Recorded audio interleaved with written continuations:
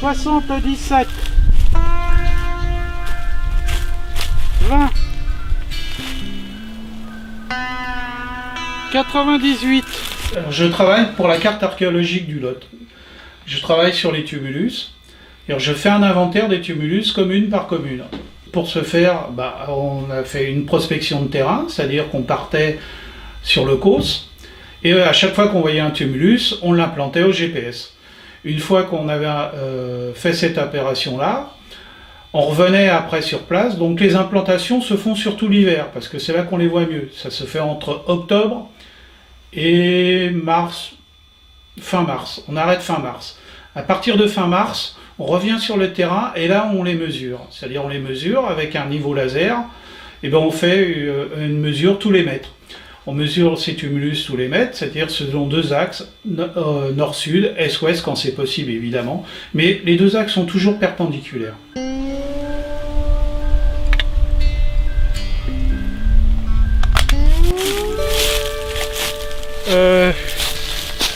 Ouais, vas-y, tire pas.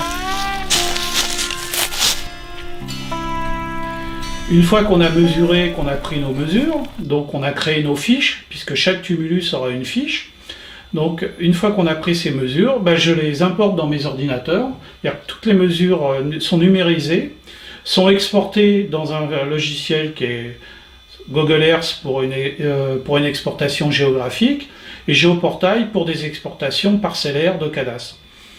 Et une fois que j'ai récupéré toutes ces données, je travaille des fiches où je crée mes fichiers par commune, et ces fichiers, je les transmets au service régional d'archéologie au fil de l'eau toute l'année.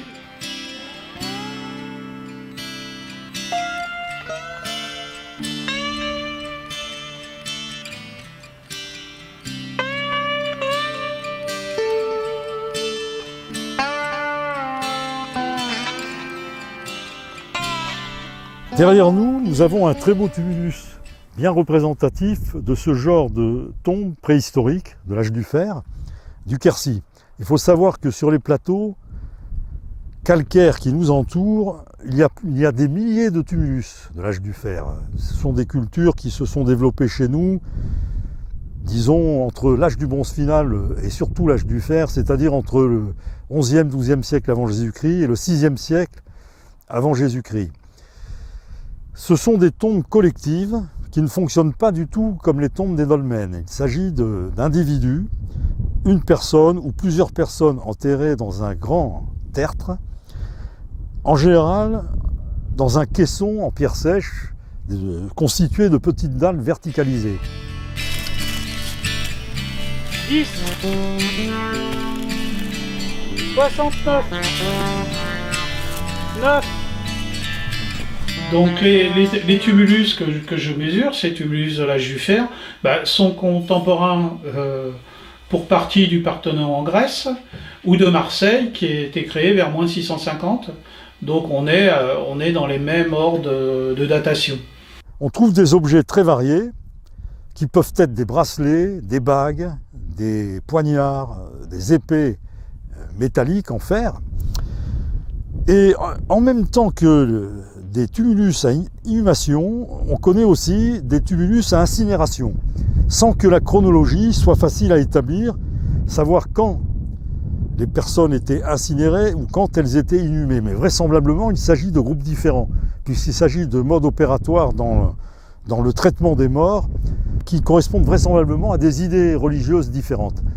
Donc nous avons prospecté le secteur de Gréalou, on a prospecté une zone qui se trouve au sud-ouest de Gréalou, où on a relevé un groupe de tumulus, une nécropole. Donc on a prospecté, donc on a fait les parcelles. Et à chaque fois qu'on a trouvé un tumulus, on l'a implanté au GPS, c'est-à-dire qu'on s'est mis dessus et avec le GPS, on a implanté l'endroit où on était. Une fois qu'on a fini cette prospection, je branche le GPS sur mon ordinateur et j'ai un logiciel qui s'appelle Garmin Basecamp où je récupère toutes les infos, donc toutes les infos d'implantation des tumulus comme on peut le voir.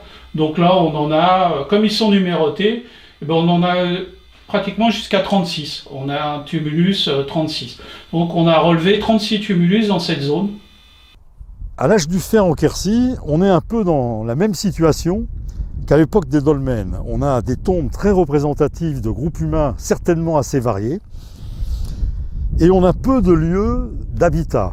On en a quelques-uns, mais peu, pour savoir exactement la répartition des groupes, la démographie, des sujets de cet ordre-là.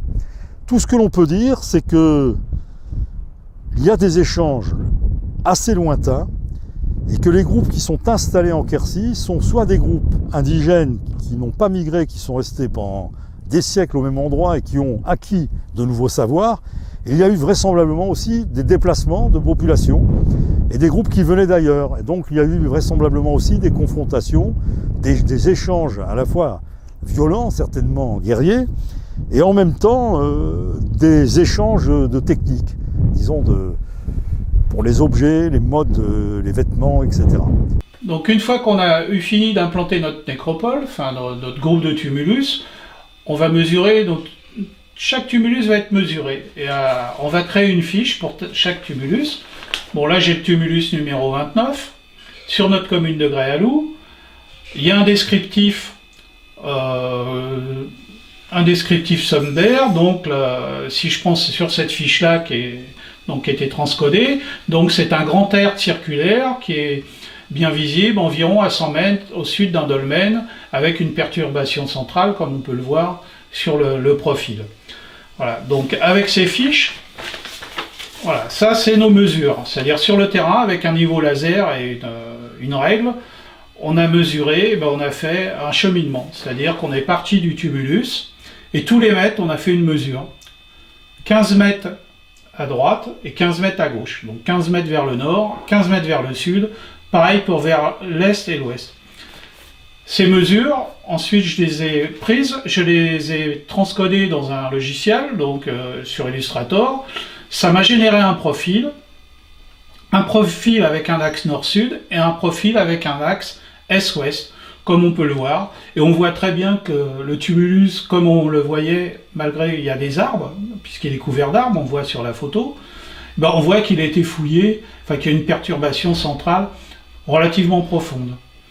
Voilà, donc cette fiche que je génère, donc cette fiche que je vais appeler une fiche anthropométrique du tumulus, donc je dis que c'est le département du Lot, Gréaloux, le lieu-dit, la parcelle cadastrale, son numéro de création, ses coordonnées GPS en GPS classique, donc, et les coordonnées Lambert 93 qui sont des coordonnées qu'on utilise en archéologie.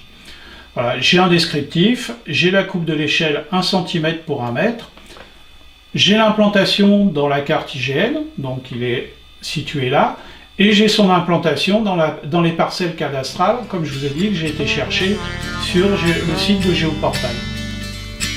Le problème du tumulus de l'âge du fer, c'est que ce sont des buttes assez discrètes dans le paysage. Le tumulus moyen en Quercy fait, disons, 15 mètres, 20 mètres de diamètre et atteint une hauteur de 50 cm, 1 mètre, rarement plus. Dans les parcelles embroussaillées, ce sont des monuments qui n'apparaissent pas du tout. Ils ne sont pas du tout spectaculaires comme le sont les dolmens.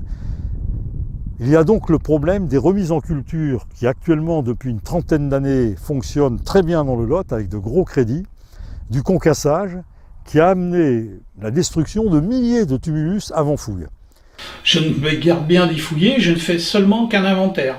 Donc je ne peux pas savoir si les tumulus que je mesure et que j'inventorie sont de l'âge du fer ancien, donc vers moins 700, moins 800, ou de l'Athènes récente vers moins 400. C'est pas mon propos. Mon propos, c'est de faire un inventaire, de les relever pour les protéger.